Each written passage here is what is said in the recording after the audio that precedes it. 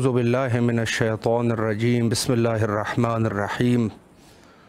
इस वक्त आप इमाम हुसैन अलैहिस्सलाम फ़ोर आलमी चैनल करबलाए मुक़द्दसा को मुशाहिदा फरमा रहे हैं और प्रोग्राम है मारिफ़त मुंतज़र अजल्लल्लाहु ताला फ़रजहु शरीफ।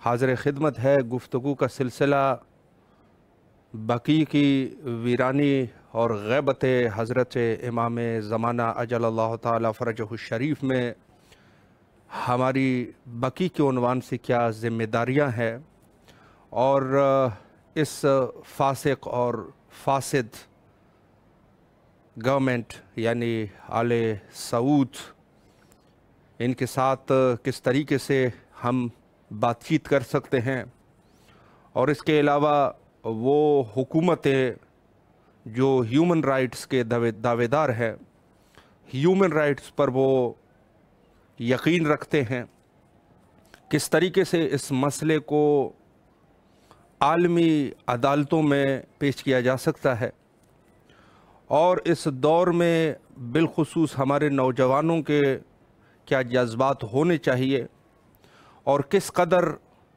हमारी वुसअत है कि हम बकी की दिफा कर सकें। इन सब मौज़ूआत पर गुफ्तगू करने के लिए हाज़िर है। और जहाँ तक आखिरी एक नुक्ता जो मैंने अर्ज़ किया कि किस तरीके से बकी की दिफा की जा सकती है, तो इस बाब में यही कुछ कहा जा सकता है कि हर शख्स आज के दौर में किसी न किसी हद तक ताकत रखता है, इस्तिताअत है, हर शख्स की है। बाज़ लोग ऐसे हैं कि जो आला ओहदेदारान हैं, आला ओहदेदारान है तो वो आला तरीक़े से इस मसले पर डिस्कस कर सकते हैं। कोई साहिब मिंबर महराब है, वो अपनी तरीके से गुफ्तगू कर सकता है, जवानों को आमादा कर सकता है। और इसके अलावा वो लोग जो आम लोग हैं, ना आला ओहदेदारान है, ना उनके पास कोई मेंबर है, ना किसी और ऐसे मकाम पे वो है कि जहाँ से इस मसले पे बात की जाए, इस टॉपिक को डिस्कस किया जा सके, वो भी आज के दौर में उनकी भी ताकत है। और वो ताकत है यकीनन इंटरनेट की ताकत, कि इंसान इंटरनेट और सोशल मीडिया के ज़रिए से इस मसले पर गुफ्तगू करे। यकीनन सोशल मीडिया पे अगर 1, 2, 3, 10 बंदों की बात हो तो शायद लोग इतना गौर न करें, लेकिन जब ये तादाद 1000 तक पहुंचती है, फिर उसके बाद 10,000 तक पहुंचती है, फिर लाख तक पहुंचती है, फिर करोड़ तक पहुंचती है और फिर करोड़ों तक पहुंच जाती है, तो वो बात वज़न रखती है। लोग मुतवज्जह हो जाते हैं कि आखिर ये कौन सा मसला है कि जिसके ऊपर करोड़ों लोग जो है वो इसको डिस्कस कर रहे हैं। लोग तवज्जो करना शुरू कर देते हैं और रफ्ता रफ्ता वो मसला लोगों के लिए वाज़ेह हो जाता है। लोग मजबूर हो जाते हैं कि किस तरीके से क्या ये असल मसला है क्या।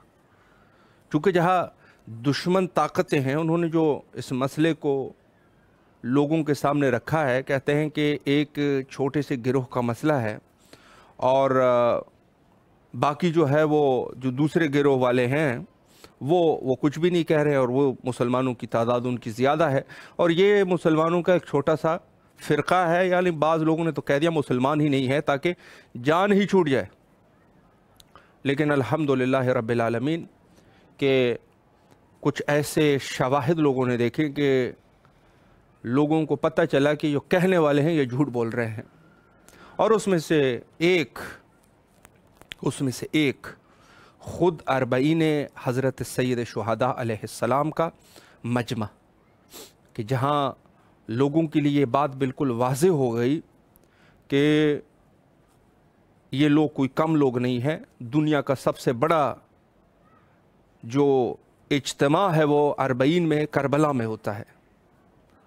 तो यहाँ अंदाज़ा हुआ कि शिया कोई कम नहीं है, तादाद ज़्यादा है। अब इसमें सबसे पहला जो इक़दाम है जिसके ऊपर उलमा ने भी बहरहाल अल्हम्दुलिल्लाह गुफ्तगू कर रहे हैं और करना चाहिए, हमें इत्तिफ़ाक़ बैनुल मोमिनीन के मसले पर ज़्यादा से ज़्यादा ध्यान देना चाहिए।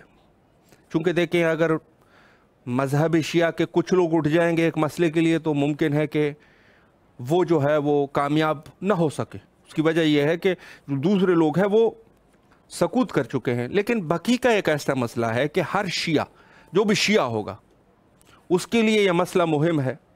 जब मुहिम है तो हमें अपने इख्तलाफात जो है, उलमा के इख्तलाफात है या गिरोह के इख्तलाफात है या दूसरे मसाइल है, उनको एक साइड पर रखें और इस मसले के ऊपर सब ही शियों को इकट्ठा होके, यकसां होके इस मसले के ऊपर डिस्कस करें। और उलमाए हज़रात अल्हम्दुलिल्लाह इस मसले को डिस्कस कर रहे हैं। बिलखुसूस मर्ज अली क़दर हज़रत आयतुल्लाहिल उज़्मा सैयद सादिक़ हुसैनी शिराज़ी हफ़ज़ल्लाहु ताला, जिन्होंने, बाकी उलमा ने की भी ज़हमत है, लेकिन खुसूसन इस ज़माने में यानी हमारे ज़माने में इस आलिम जलीलुल क़दर ने इस मसले को बिलखुसूस तवज्जो फरमाई है और जवानों में भी इस जज्बे को उजागर करने की कोशिश की है कि कम से कम लोगों को इस मौजू के अहमियत का पता चल जाए। ये मौजू है क्या और क्या होना चाहिए। तो खुसूसन इस मर्ज आली क़दर के खिदमात जो है वो इस दौर में मौजूद है और बाकी उलमा भी है अल्हम्दुलिल्लाह, कोई ऐसी बात नहीं है। बल्कि मैं तो ये कहूँ कि हर फ़क़ीह शिया से आप पूछेंगे वो भी यकीनन हज़रत अली के से मुवाफ़क़त फ़रमाएंगे, यकीनन, इसमें कोई शक नहीं। और हम उम्मीद भी करते हैं कि यकीनन ऐसा ही होगा, चूँकि मैं अर्ज़ कर चुका हूँ कि हमारे कौम का छोटा बच्चा जब बात आती है अहले बैत की मज़लूमियत की, उसकी आंखों से आंसू जारी हो जाते हैं। बाकी का मसला कोई छोटा मसला नहीं है कि जहाँ पर हम ये कहें कि ये चीज़ ये छोटा मसला है, बल्कि ये भी बिल्कुल हमारे लिए उतना ही मुहिम है कि जितनी करबला, नजफ़, सामर्रा, काज़िमैन मुहिम है। इंशाअल्लाहुल अज़ीज़ प्रोग्राम के नेक्स्ट सेगमेंट में आपके हाज़िर खिदमत रहेंगे। यहाँ लेते हैं एक छोटा सा ब्रेक।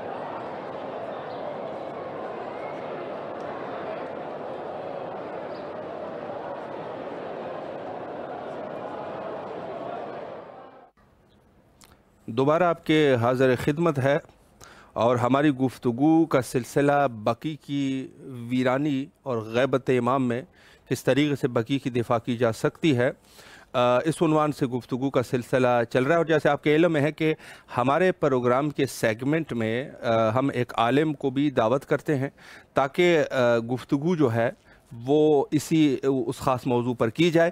तो आज के हमारे मेहमान रहेंगे डॉक्टर मौलाना सैयद अब्बास नकवी साहब क़िबला, दिल्ली से हमारे साथ रहेंगे और खुशबख्ताना हमारा राब्ता भी क़िबला से कायम हो चुका है। अस्सलामु अलैकुम व रहमतुल्लाहि व बरकातुहू। जी क़िबला वालेकुम अस्सलाम व रहमतुल्लाहि व बरकातुहू। तबीयत मिजाज पे खैर है इंशाअल्लाह? करम है मौला, मौला आपको सलामत रखे। सबसे पहले तो ख़ुद इमाम हुसैन अलैहिस्सलाम टीवी के तमाम अराकीन की तरफ से आपकी नहायत ही ममनून और मशकूर है कि आपने अपनी कीमती लम्हात में से ये वक्त हमें अता फरमाया और ख़िदमत का मौका हमें फ़राहम फरमाया। जी क़िबला, मैं तो ख़ुद इमाम हुसैन अलैहिस्सलाम टीवी के तमाम ज़िम्मेदारान का और तमाम टीम का बहुत शुक्रगुज़ार हूँ कि इस फ़कीर की आवाज़ मुक़द्दस सरज़मीन से सारी दुनिया में सुनी जा रही है। ये मेरे लिए हमारा सादत है। सलामत रहे क़िबला, हमारे लिए बाइस फ़ख्र है आपका हुजूर। मैं चूँकि हमारी गुफ्तगू का सिलसिला बकी के उन्वान से है, तो इसी उन्वान से मैं आपकी खिदमत में सवालात करना चाहूँगा। और पहला सवाल जो है वो ख़ुद एक शरई सवाल है। सवाल यह है कि क्या शरीयत इस्लामी में कब्रों को सजाना और उनको बाकी रखना, क्या इसकी ममानियत की गई है? इस पर क़िबला अगर एक वजाहत हो जाए। औज़ु बिल्लाहि मिनश शैतानिर रजीम, बिस्मिल्लाहिर रहमानिर रहीम। जनाब आली क़द्र, तमाम सामीन तक मेरा सलाम पहुँचे, अलैकुम और सलाम। तमाम सुनने वालों को, तमाम देखने वालों को। क़िबला, जो आपने सवाल मुझसे किया है, जी तो इस सिलसिले में जो हमारा मसलक है और हमारा स्कूल ऑफ थॉट है, जी, जाफरिया स्कूल ऑफ थॉट, सही। तो उसका तो बिल्कुल वाज़ेह मौक़िफ़ है कि कब्रों को बाकी रखना और कब्रों को सजाना और कब्रों का एहतराम करना, जी, ये बिल्कुल हर तरह से जायज़ भी है और इसकी ताकीदें भी हैं। सही। और अगर हम पीछे पलट के देखें तो हमारे मासूमीन अलैहिस्सलाम में से कई हजरात के यहाँ ये मिलता है। इमाम जाफ़र सादिक़ अलैहिस्सलाम ने अपने एक सहाबी को कुछ रकम देकर जी, नजफ़ भेजा कि वहाँ मौलाए कायनात की कब्र मुबारक पर जाकर वो वहाँ एहतमाम करें और कुछ दिन वहाँ रहें। जी, इसी तरह से करबला के सिलसिले में भी रिवायात मिलती हैं। तो हमारे यहाँ तो खैर ये बिल्कुल एक तयशुदा अमर है। बिल्कुल। लेकिन ज़ाहिर है कि जिस उन्वान से गुफ्तगू हो रही है, तो गालिबन इसके मानी ये है जी, कि हम ये सवाल बरादरान इस्लामी के नुक्ते नज़र से मालूम करना चाह रहे हैं। सही। जी, तो शिया मौक़िफ़ तो बिल्कुल साफ़ है। बिल्कुल। मैंने आपकी खिदमत में अर्ज़ कर दिया कि यहाँ तो किसी भी आलिम को किसी भी तरह का कभी कोई एतराज़ इस सिलसिले में नहीं रहा, और बिल्कुल वाज़ेह जो अइम्मा की सीरत है सही। मासूमीन अलैहिस्सलाम की, वो हमारे लिए हुज्जत है और वो मौजूद है। बिल्कुल। अब बरादरान इस्लामी के यहाँ अगर हम देखें तो इस तरह की रिवायात मौजूद हैं, और पैगम्बर इस्लाम सल्लल्लाहु अलैहि वसल्लम की जो सीरत है, जी, उस सीरत के अंदर बिल्कुल वाज़ेह तौर के ऊपर क़ुबूर से मुताल्लिक़ चीज़ें मौजूद हैं, बिल्कुल। जिसके अंदर से कोई इश्काल नहीं हो सकता, जिसके ऊपर कोई उंगली नहीं उठाई जा सकती, क्योंकि सीरत रसूल जो है वो अमली तशरीह है कुरान पाक की। बेशक, बेशक। तो अब इस सिलसिले में मैं अर्ज़ करूँ कि बरादरान अहले सुन्नत की किताबों में जी, ये बिल्कुल वाज़ेह तौर के ऊपर मौजूद है। जब सरकार दो आलम के बेटे जनाब इब्राहीम अलैहिस्सलाम का इंतकाल हो गया, सही। तो आपने उनकी कब्र मुबारक बनवाई, जी, और तदफीन करने के बाद, दफन करने के बाद, आपने उस कब्र के ऊपर बहुत सारा पानी छिड़कवाया, सही, सही, काफ़ी तादाद के अंदर उसको तर कर दिया ताकि मिट्टी सख्त हो जाए। सही। और उसका मकसद ये था, पूछने वालों ने पूछा तो आपने बताया कि जी, इसलिए इस पर कब्र पर पानी डलवाया गया है और इसलिए मिट्टी को सख्त किया गया है जी, कि हवा उड़ाकर मिट्टी को ले न जाए और कब्र बेनिशान ना हो जाए। सही, सही। तो बिल्कुल। ये पैगंबर इस्लाम सल्लल्लाहु अलैहि वसल्लम का अमल हुज्जत है इस बात के ऊपर कि कब्र का निशान बाकी रखना चाहिए। बेशक, बेशक। सही। अच्छा, ये तो तदफीन के मौके की बात है। जी, फिर एक मौके पर यह मिलता है कि जाहिर है कि आप मुसलसल बकी में जाया करते थे, और वहाँ पर जी, आप मुसलसल ख़ास तौर पर रात के वक्त में जाया करते थे आप, और शब जुमा और रोज़ जुमा खुसूसन जाते थे, सही। और जाने के बाद में मग़फ़िरत की दुआ किया करते थे वहाँ। तो आप मामूल के मुताबिक जब एक दिन गए तो आपने देखा कि हज़रत इब्राहीम की कब्र में कोई गड्ढा या एक गहरा सा सुराख हो गया है। तो सही। आपने अपने दस्ते मुबारक से मट्टी उठाई, जी, और मट्टी उठा उठा के आपने उसको पुर किया उस जगह को, और उसको बिल्कुल पुरानी शेप के अंदर वापस लेकर आए, जी। और उसे बिल्कुल आपने उसी शक्ल के अंदर सही। कब्र को तैयार किया कि जो जिस शक्ल में पहले थी। जी। तो इस अमल को देखकर आपके एक सहाबी ने कहा कि या रसूल अल्लाह, ये जो आपने अमल किया है, ये जो आपने कब्र को दुरुस्त किया है, सही। भला इससे साहिब कब्र को क्या फायदा होगा? अल्लाह अकबर। तो पैगंबर सल्लल्लाहु अलैहि वसल्लम ने फरमाया कि यकीनन इससे साहिब कब्र को तो कोई फायदा नहीं होगा, जी। लेकिन जो वारिस है, जो जी। वरसा हैं, सही। उनकी आंखों की ठंडक है। वाह। तो ये जो जवाब है, इस जी। जवाब के अंदर पूरा फलसफा सही। कबूर को सजाने का, उनको बाकी रखने का, उनके तहफ़्फ़ुज़ का पूरा फलसफा मौजूद है। खुसूसन ये जुमला कि बुरसा की आंखों की ठंडक है, ये इस बात की तरफ इशारा है कि जैसे ज़िंदगी में ताल्लुकात कायम रहते हैं, जैसे ज़िंदगी में रिश्ता कायम रहता है, बाप का बेटे से, भाई का भाई से, शौहर का बीवी से, बीवी का शौहर से, माँ का बेटे से, बेटे का माँ से, जी। तो मरने के बाद वो सिलसिला खत्म नहीं होता है। बिल्कुल। उस सिलसिले को इस तरह से बाकी रखना चाहिए कि वो कब्र का निशान जब बाकी रहेगा तो उसको देखकर जो है वो दिल को सुकून महसूस होता है। बेशक। तो ये सीरत सरकार दो आलम से जी। हमें ये चीज़ मिली है। जी। बहुत। दूसरा जी बिस्मिल्लाह। चीज़ जो इस सिलसिले के अंदर मैं आपसे की खिदमत में अर्ज करूँ, जी।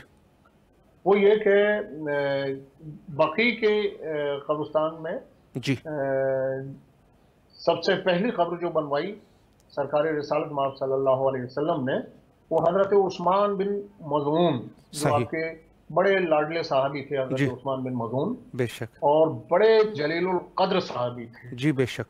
बेशक। यानी इतने जलीलुल कद्र और इतने मुत्तकी और ऐसे पाए के साहबी थे जी। कि उनके नाम पर हजरत अली इब्न अबी तालिब अलैहिस्सलाम ने अपने एक बेटे का नाम उस्मान रखा वाह। था। सुभान अल्लाह, सुभान अल्लाह। ऐसे बेशक। जी। ऐसे इस पाए के साहबी जी। जी। कि मौलाए कायनात ने अपने बेटे का वाह। नाम उनके नाम पर बाबरकत होने की वजह से रखा। बेशक। तो बेशक। सरकारी रिसालत में आपने सबसे पहले साहबी हैं कि जो बकिया के अंदर दफन हुए। जी।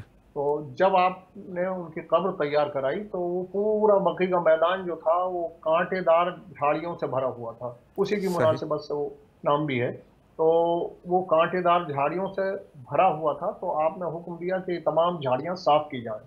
सही। चुनाचे अतराफ की सारी झाड़ियों को साफ कर दिया गया। मकसद ये था कि ये झाड़ियां साफ हो जाएं और कब्र जो है वो नुमायां हो जाए, और ये झाड़ियां उनसे कब्र को न ढक न लें और आगे कोई नुकसान न पहुंचाएं। सही। तो ये खुसूसी एहतमाम सरकार रिसालत माब सल्लल्लाहु अलैहि वसल्लम ने पहली कब्र बनाते वक्त किया, हजरत उस्मान बिन मज़ून की जो कब्र बनाई। जी।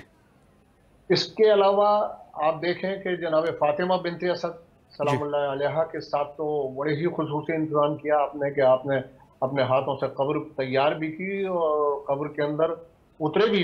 यानी ये किसी के साथ में आपने ये सलूक नहीं किया सही। कि खुद जनाब फातिमा बिनते असद की कब्र के अंदर उतरे और कुछ देर वहाँ पर मौजूद रहे, जी। और उसके बाद में जब दफन कर दिया गया तो आप काफ़ी देर तक वहाँ बैठे रहे और कब्र को आपने दुरुस्त किया। सही। तो ये तमाम सीरत के पहलू हैं, वो बेशक। बिल्कुल ऐलान कर रहे हैं कि बिल्कुल। कब्र को बाकी रखना जो है वो एक मुसलमान के ऊपर फरीजे की हद तक मतलब यकीनन। वाजिब हो जाता है। बिल्कुल। बिल्कुल। और आप देखें जी। कि शजरकारी का वैसे भी हुक्म है, और इसके लिए बड़ी ताकीद है कि अगर किसी ने एक शजर लगा दिया है तो वो थवाब जारिया है उसके लिए, जब तक वो फल देता रहे या जी। जब तक साया देता रहे।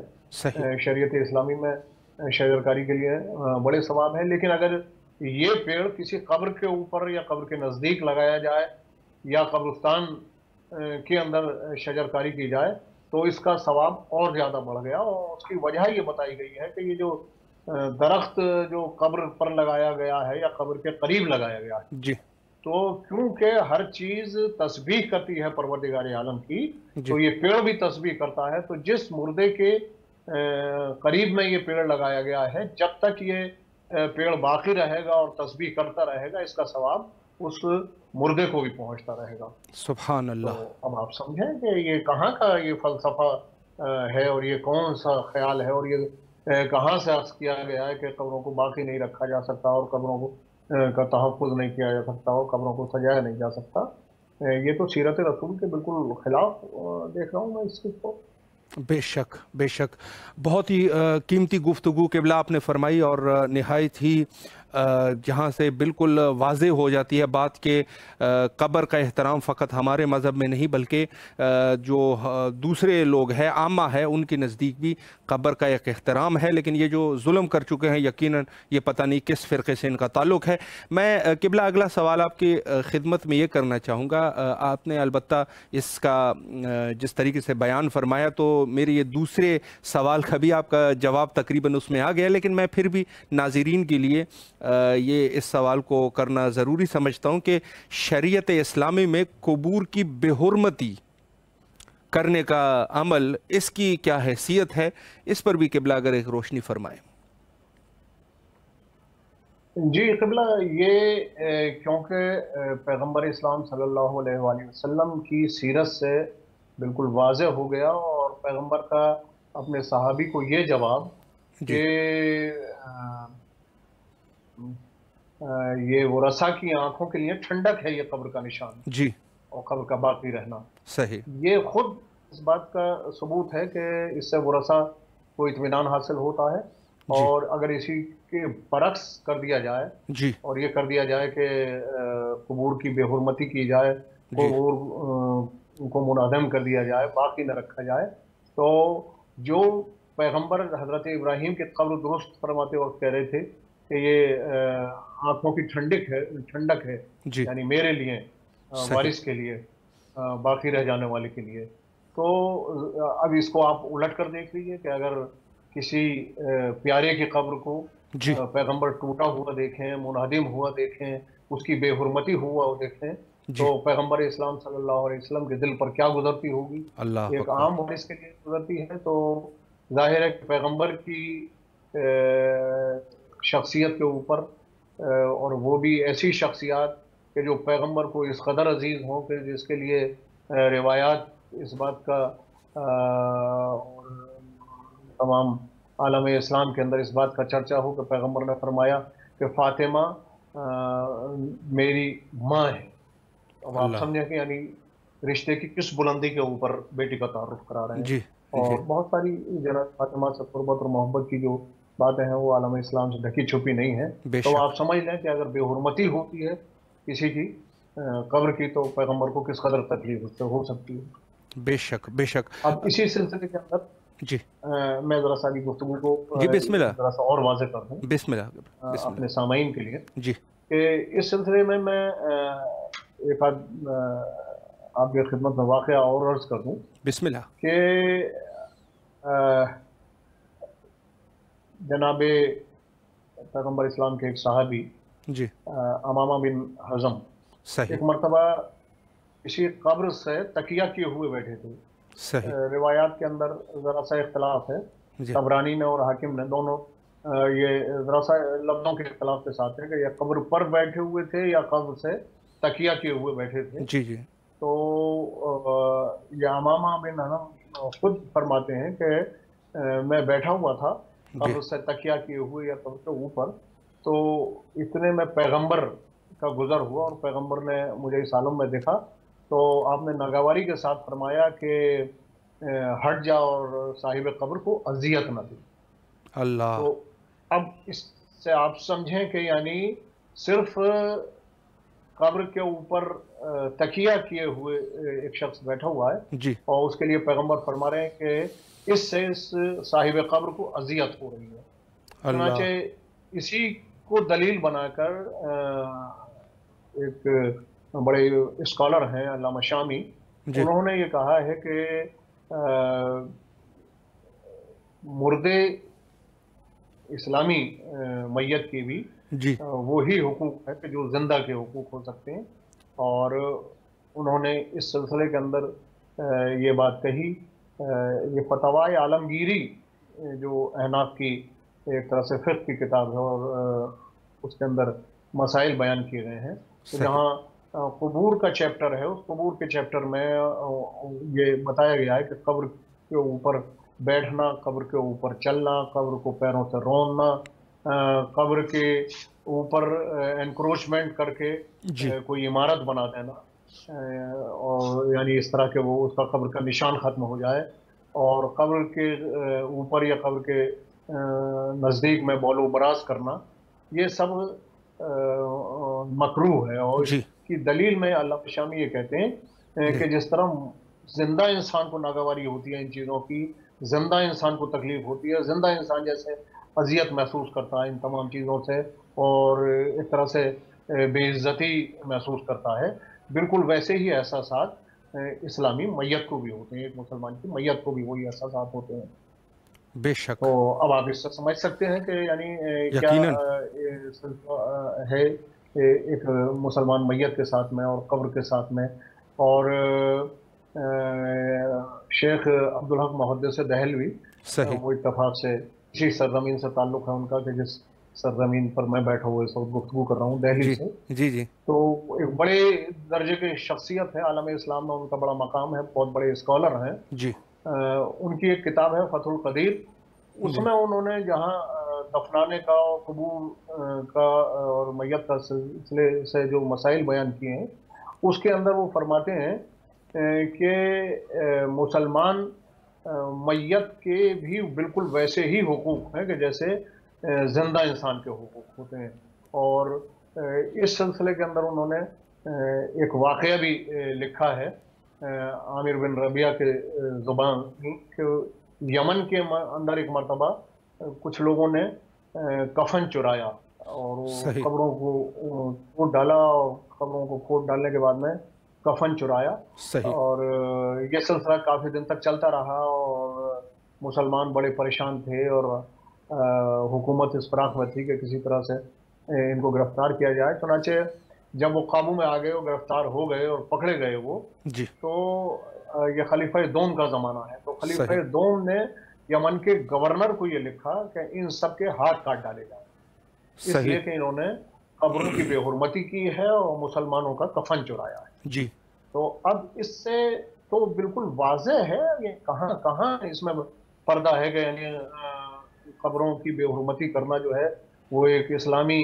जुर्म नहीं है, शरीयत के नज़दीक जुर्म नहीं है, बहुत बड़ा जुर्म है जी कब्रों की बेहुरमती करना। एक आम आदमी, एक आम मुसलमान की कब्र की बेहुरमती करना जुर्म है। तो जितना साहिब कब्र का एजाज़ बुलंद होता जाएगा, जितना मर्तबा और मकाम बुलंद होता जाएगा, उतनी ही उसकी अजमत बढ़ती जाएगी, उतनी ही उसके साथ बेअदबी करने वाले का जुर्म बढ़ता चला जाएगा। बेशक बेशक।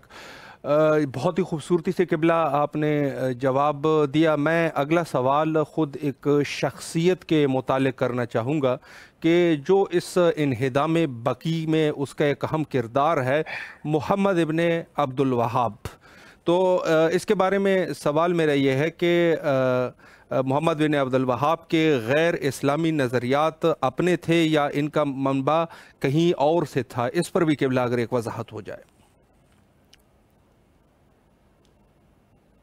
क़िबला इस सिलसिले के अंदर अगर देखा जाए जी तो मोहम्मद इब्ने अब्दुल वहाब कोई पहली शख्सियत नहीं है कि जिसके ये बातिल अफकार रहे हों।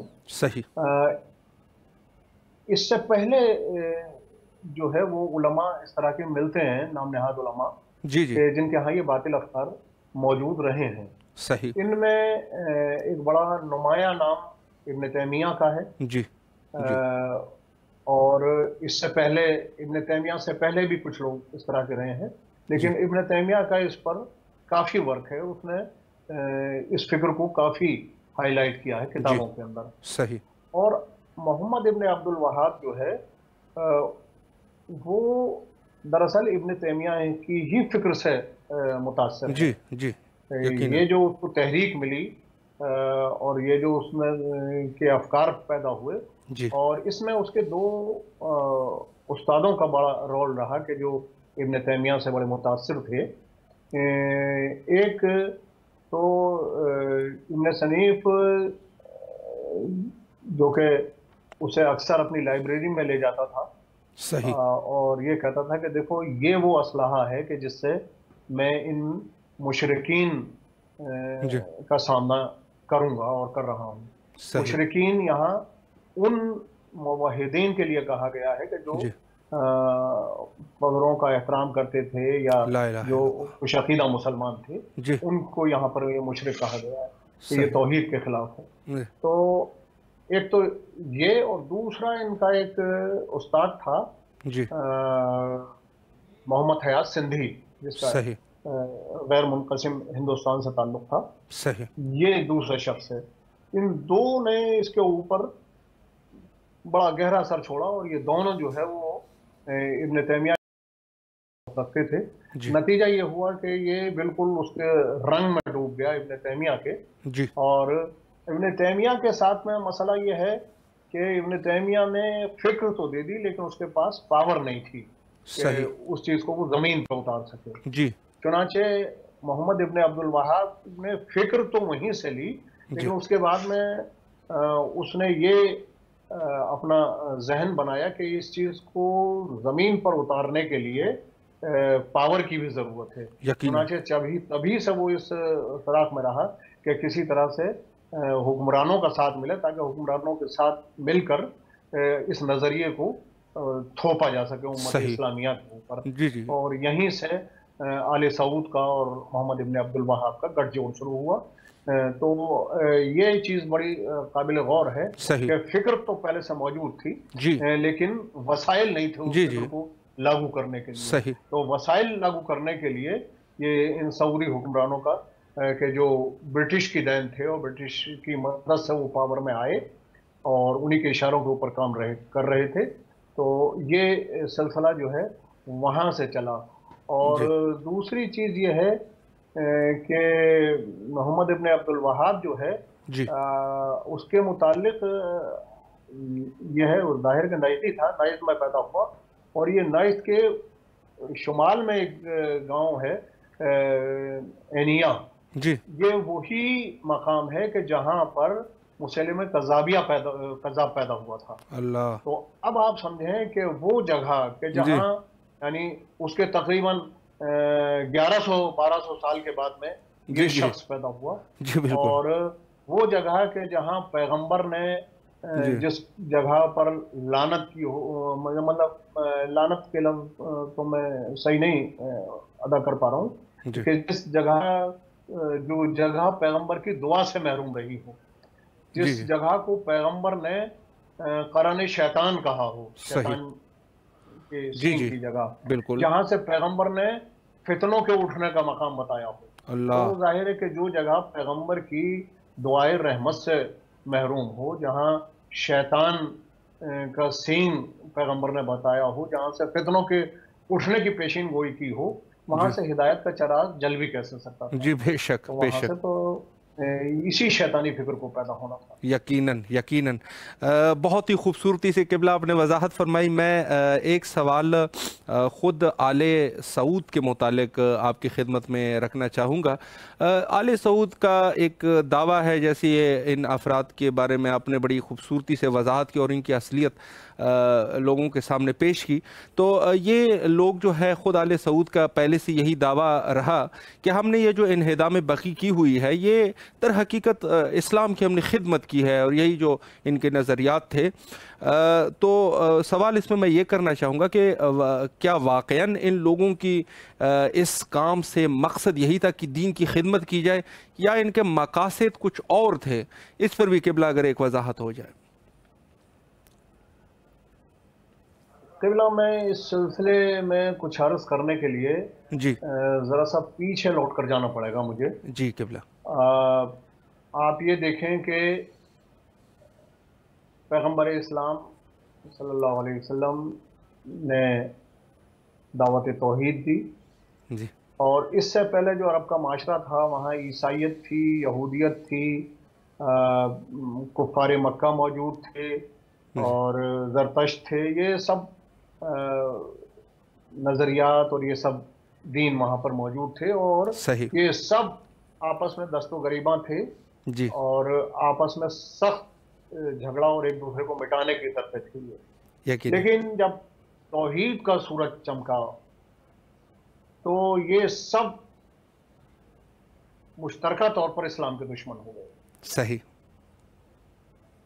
اور اس سلسلے کے اندر آپ دیکھیں کہ کفار مکہ تو سامنے آ کے لڑے، یہودیوں نے اس سلسلے کے اندر کتنی کوششیں کی، اور عیسائی اور تمام لوگ جی کفار مکہ سے مسلسل معرکے ہوتے رہے، اور جنگ احزاب یعنی جب تمام کفار نے مل کر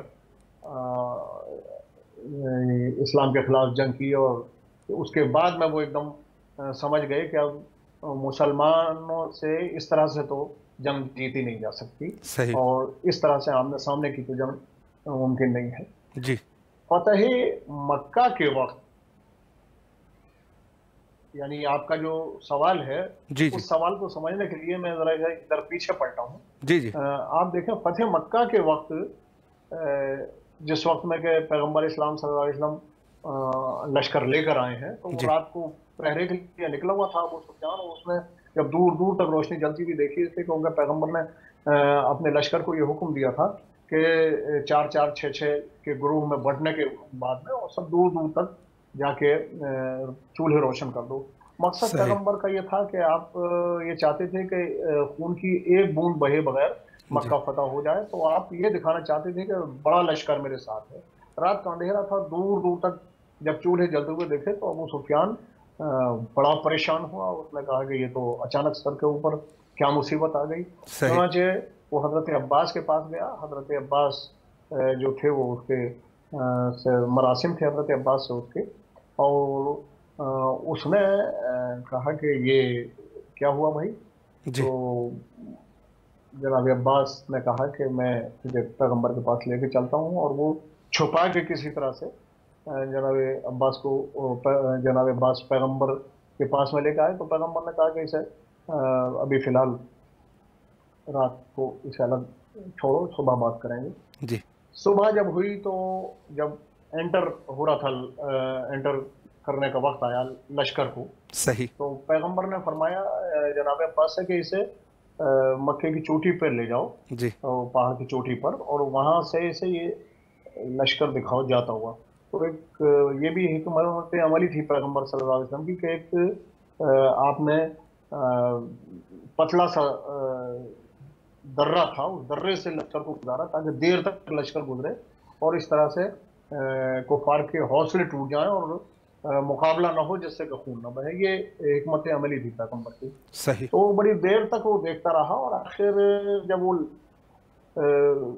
پرچم پر پرچم، لشکر پر لشکر، سردار پر سردار، گھوڑے پر گھوڑے، اونٹ پر اونٹ برابر لشکر گزارتا رہا، تو ایک مرتبہ چیخ کر بولا کہ صحیح عباس تیرے بھتیجے نے تو بہت بڑی حکومت قائم کر لی۔ صحیح تو اس پر پیغمبر اسلام، اس پر حضرت عباس نے کہا کہ بدبخت یہ حکومت نہیں ہے، یہ رسالت ہے۔ اللہ صحیح بس اب آپ یہ سمجھیں کہ یہ شخص جی اب اس وقت جی پیغمبر کو حاکم سمجھ رہا ہے، اسے حکومت سمجھ رہا ہے، اس تمام اسلام کی تحریک کو یہ سمجھ رہا ہے کہ یہ جو تحریک ہے وہ صرف یہ حکومت پانے کا ایک ذریعہ ہے۔ صحیح اب آپ یہ سمجھیے کہ اگر یہی شخص اوور نائٹ مسلمان ہو جائے جی جی تو کیا اس کی فکر چینج ہو گئی؟ نہیں یہ بالکل اس کو آپ سمجھیں کہ جس نے پوری زندگی پیغمبر کی دشمنی میں گزاری، جس نے پیغمبر سے ساری جنگیں، ایک جنگ بدر کو چھوڑ دیجیے تو ساری جنگوں میں یہی لیڈر تھا اور اسی نے وہ جنگیں کی ہیں، تو آپ سمجھیے کہ اتنی جنگیں لڑنے والا شخص کیا اوور نائٹ اس کا ذہن بدل گیا، اوور نہیں نائٹ وہ مسلمان ہو گیا؟ نہیں، ظاہر ہے کہ اب یہاں سے انہوں نے ایک ترکیب چلی صحیح کہ جب ہم اسلام کو سامنے سے ضرب نہیں دے سکے جی تو اب جو ہے اب ہم مسلمان بن کے وہ کام کریں گے کہ جو ہم کافر بن کے نہیں کر سکے۔ اللہ اللہ بے شک بے شک اسی کو جی قرآن نے اور اسلام نے منافق کی ٹرم، بے شک بے یعنی شک ان کی زبان جی پہ کلمہ ہے، ان کے دل میں کفر ہے، بے ان شک کی بے شک وضاقتہ مسلمانی ہو گئی لیکن یہ کافر رہے. اور اس کے بعد ابو سفیان کا کریکٹر میرے پاس وقت نہیں ہے ورنہ میں بہت اس پر تفصیلی گفتگو کرتا. 1 منٹ قبلہ ہے, 1 منٹ کا ٹائم قبلہ بچہ ہے. اوہ اچھا اچھا. جی جی. تو اب آپ یہ سمجھیں کہ یعنی یہی فکر جو ہے وہ نسل در نسل چلتی چلی آئی, اور اسی فکر کے وارث جو ہیں یہ آل سعود ہیں, اور اسی فکر کے وارث جو ہیں یہ عبد الوہاب نجدی, اور یہ اسلام کو ختم کرنے کی فکر ہے.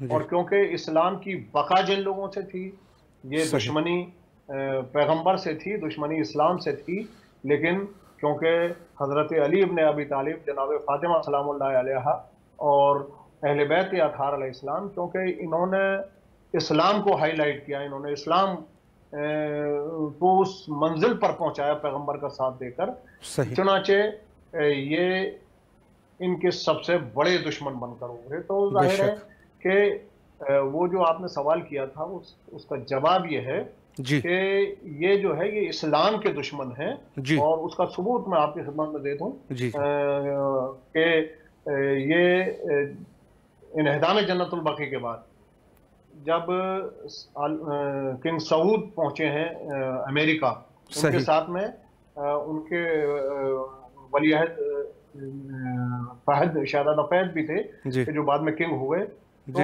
انہوں نے جا کر جارج واشنگٹن کی قبر کے اوپر پھول چڑھائے. جی جی بالکل. یہ وہ ہیں کہ جو توحید کے علمبردار ہیں, یہ وہ ہیں کہ جو بقلم خود خادم الحرمین شریفین ہیں. جی بالکل.